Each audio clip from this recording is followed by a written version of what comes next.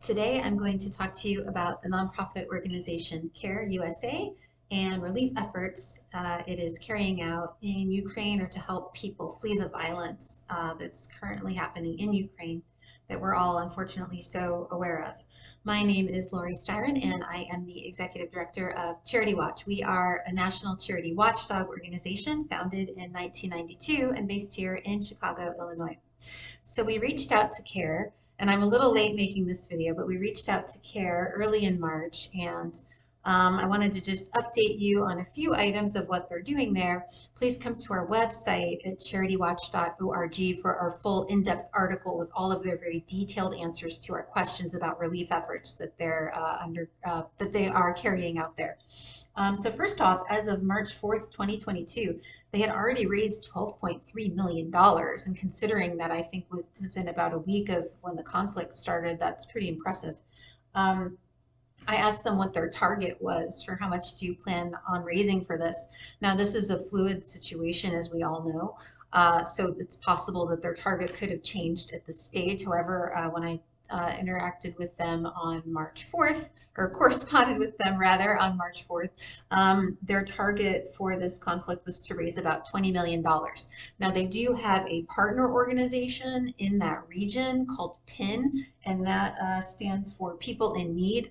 And that organization has been carrying out a lot of efforts there. You're going to have to excuse me because I don't have all of this memorized, so I'm going to read a few things that they're doing. Basically, they have first responder teams. They're providing a lot of the things that you would imagine, ranging from food, water, hygiene items, non-food items like mattresses, sleeping bags, blankets, psychosocial support, and protection, sanitation facilities at the overcrowded border crossing areas, which I'm sure are being well utilized.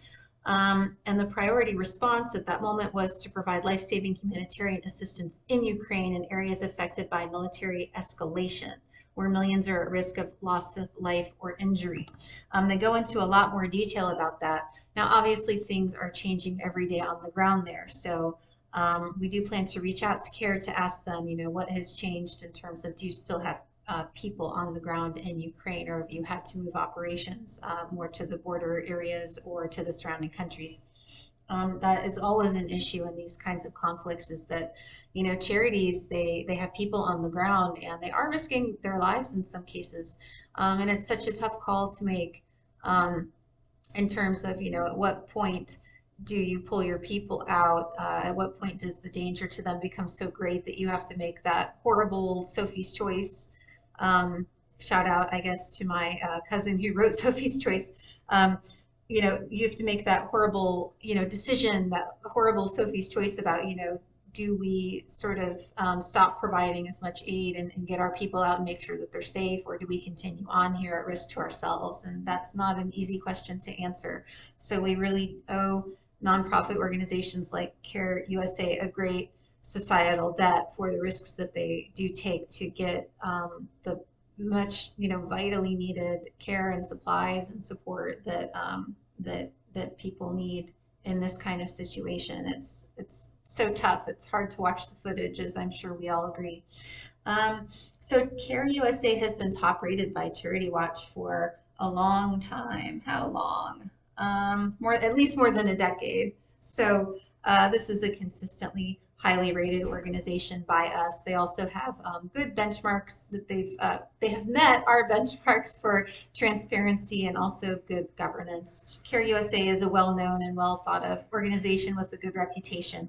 And again, come to CharityWatch.org to read our in-depth article about all the things that they're working on in the region. It'll give you a good understanding of whether or not you'd like to donate to support those efforts.